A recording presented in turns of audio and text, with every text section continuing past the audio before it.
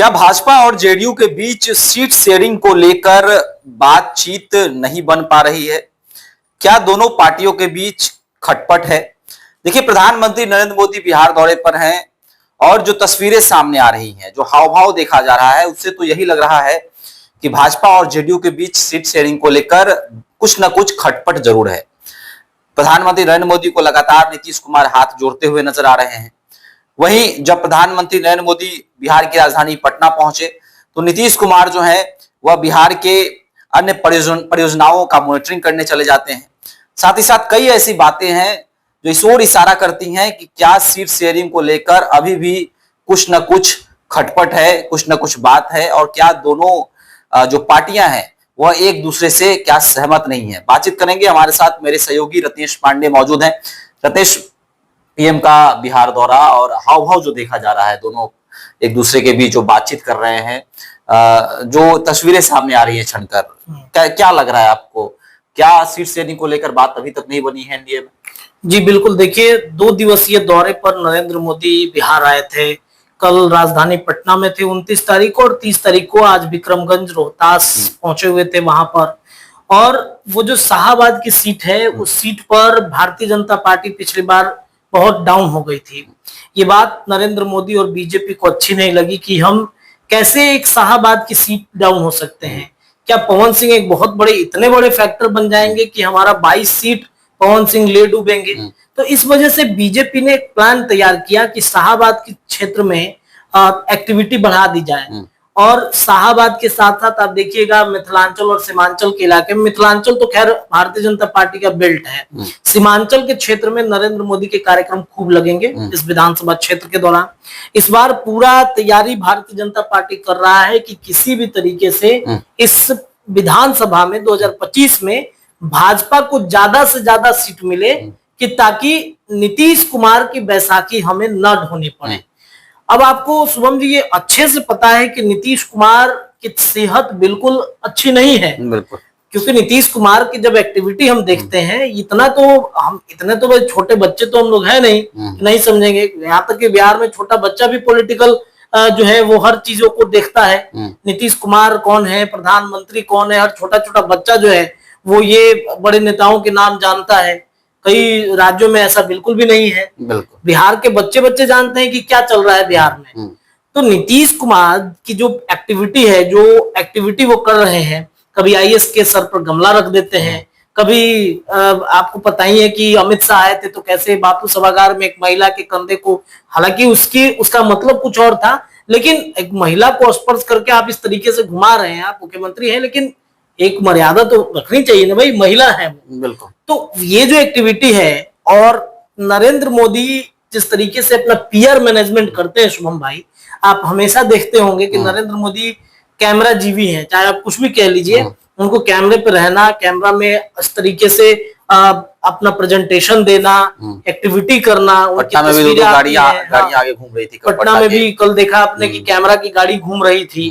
तो नरेंद्र मोदी अपना छवि जो है किसी तरीके से दागी नहीं होने देना चाहते। वो नहीं चाहते कि दाग लगे उनकी छवि पर। इस वजह से अब भारतीय जनता पार्टी बार बार नीतीश कुमार के साथ वो मिल रहे हैं। नीतीश कुमार के साथ वो, जब नीतीश कुमार उनके साथ रह के कुछ, कभी आपने देखा कि किस तरीके से नालंदा में जब इतना बड़ा यूनिवर्सिटी का उद्घाटन हो तो हाथ देखने लगे थे कि भाई लोकसभा में कि आपका मिटा कि नहीं मिटा। तो इस तरीके की एक्टिविटी जब करने लगते हैं तो नरेंद्र मोदी को या फिर उनके आसपास रहने वाले लोगों को अच्छा नहीं लगता है। प्रधानमंत्री हैं, हर जगह प्रोटोकॉल फॉलो करते हैं सभी मुख्यमंत्री। नीतीश कुमार प्रोटोकॉल तोड़ के नरेंद्र मोदी के साथ हमने दिल्ली में भी देखा कि जब एक बैठक हो रही थी तो नरेंद्र मोदी कह रहे थे कि चलिए बैठक के बाद में बात किया जाएगा, लेकिन नीतीश कुमार कह नहीं, अभी बात करना है। जिद्दी हो गए थे, एकदम जिद पर अड़ गए थे, नहीं हमको अभी बात करना है।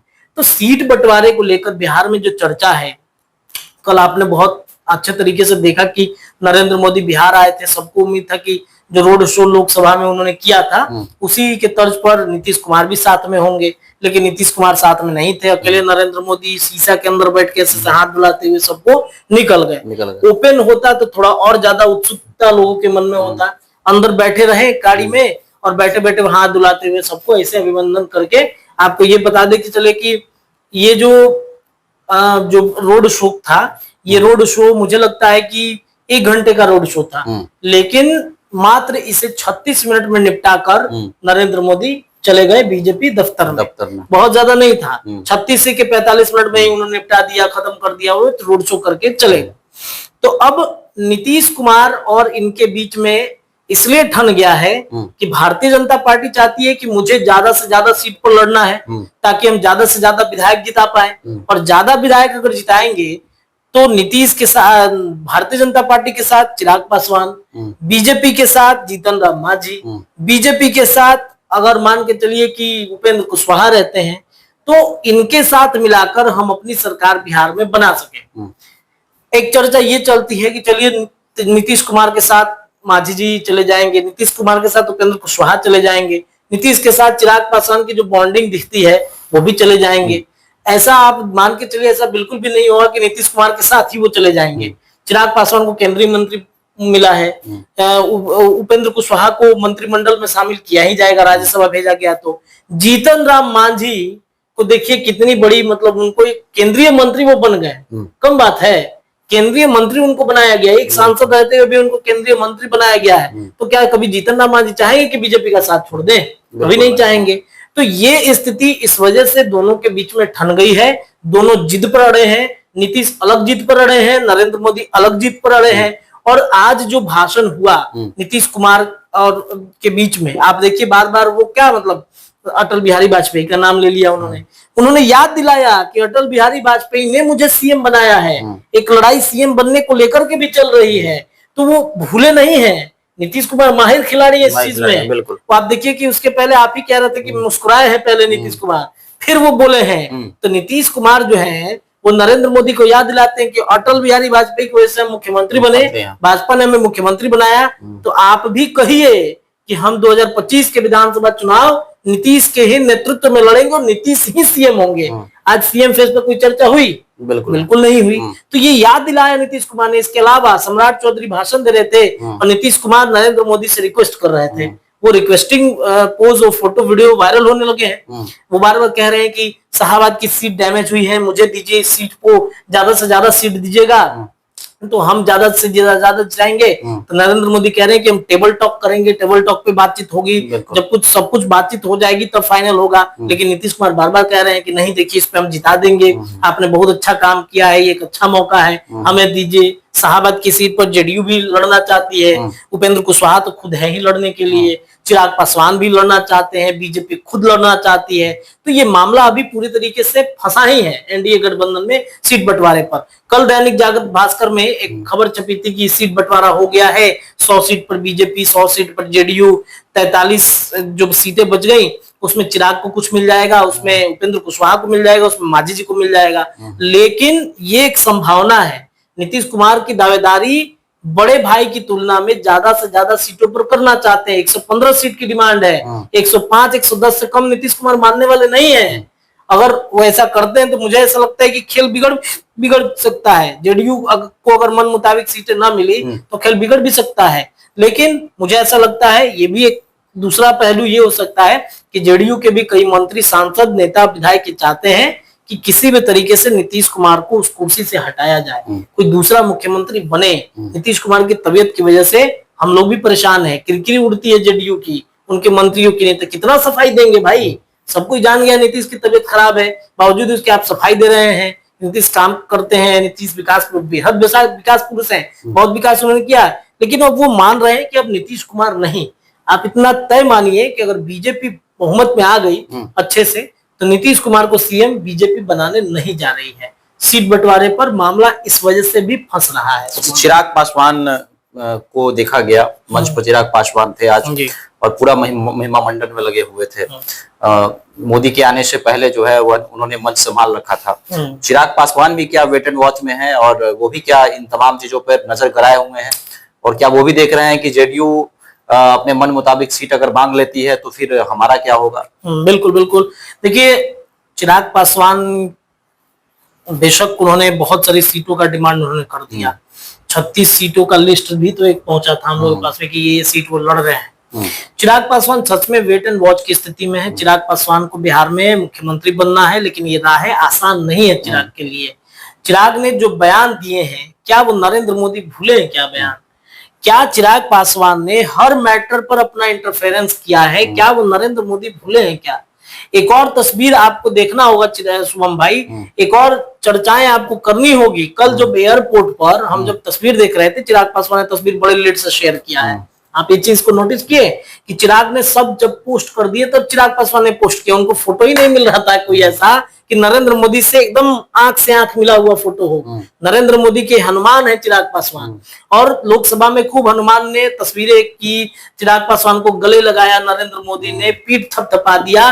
लेकिन जब से वो केंद्रीय मंत्री बने, सांसद पांचों के पांचों जिताए, जितना कॉन्फिडेंस उनका बढ़ा है, और उस कॉन्फिडेंस में क्या क्या नहीं उन्होंने भाजपा के विरोध में भी कई ऐसी बातें उन्होंने कह दिया। लेटरल एंट्री का मामला हो, कोटा विद इन कोटा हो, या फिर कई तरह की चर्चाएं हो, उसमें भी वक्फ बोर्ड संशोधन विधेयक हो, बापू सभागार में उन्होंने कहा कि मुझे कोई मंत्री पद की लालसा नहीं है, मैं मंत्री पद की लात भी मार सकता हूं। क्या ये बात बर्दाश्त नरेंद्र मोदी करेंगे? एक तस्वीर आप देखिए, आपके स्क्रीन पर वो तस्वीर चल रहा है कि जब एयरपोर्ट पर नरेंद्र मोदी पहुंचे थे तो चिराग पासवान से आई कांटेक्ट नहीं बना रहे थे नरेंद्र मोदी। चिराग ऐसे ऐसे किए हुए हैं, नरेंद्र मोदी दूसरे तरफ देख रहे हैं।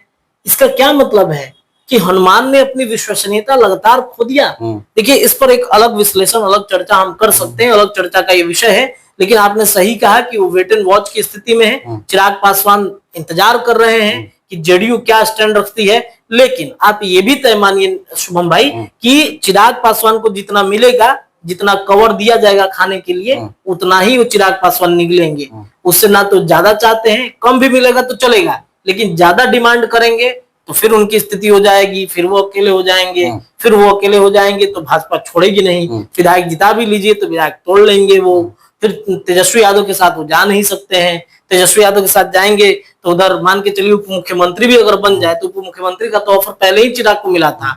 सीधे सीएम बनना है, चिराग भले दबाव बनाए, उनको 5-10 सीट भी मिलेगा ना चिराग पासवान को बीजेपी में रहने के लिए, उस पर भी वो बर्दाश्त करके रह जाएंगे। चिराग पासवान को अभी 2025 नहीं, 30 के बाद आने वाले सालों के लिए इंतजार करना होगा, और इस वजह से चिराग पासवान को जितना मिलेगा उतने में वो संतुष्टि रखेंगे। चलिए, तो सीट शेयरिंग को लेकर आखिर बात क्यों नहीं बन रही है? क्या जेडीयू यह संदेश देना चाहती है बिहार की जनता को कि हम भाजपा से एक भी सीट अधिक लेकर हम जो है बड़े भाई की भूमिका में रहेंगे? क्या यह संदेश बिहार की जनता को जेडीयू देना चाह रही है? और क्या नीतीश कुमार का जो दबदबा है वह दबदबा था, दबदबा है, दबदबा बना रहेगा? क्या नीतीश कुमार भी ये चाहते हैं कि जेडीयू आखिर भले ही 2020 विधानसभा चुनाव में भाजपा अधिक सीटें क्यों नहीं जीत जाए, लेकिन जेडीयू चाहती है कि हम ज्यादा सीट लेकर बिहार में एक अलग संदेश दें, बिहार की जनता जो है वह हमें बड़ा भाई माने एनडीए का, और नीतीश कुमार के चेहरे पर ही चुनाव लड़ा जाए। मुख्यमंत्री अगले यानी कि 2025 के जो बिहार के मुख्यमंत्री हों वह नीतीश कुमार ही हों। जिस तरह की चर्चाएं चलती हैं, भाजपा भी लगातार, भाजपा के जो कार्यकर्ता है वह कभी राजीव प्रताप रूडी का नाम लेते हैं, कभी सम्राट चौधरी का नाम लेते हैं, कभी विजय सिन्हा का भी नाम सामने आ जाता है। तो इस तरह की चर्चा जो होती रहती है उस पर क्या लगाम लगेगी, और क्या खुले तौर पर भाजपा भी क्या नीतीश कुमार को अपना सीएम कैंडिडेट मानेगी? अभी हमारे साथ कमेंट सेक्शन में अपनी राय रख सकते हैं। धन्यवाद।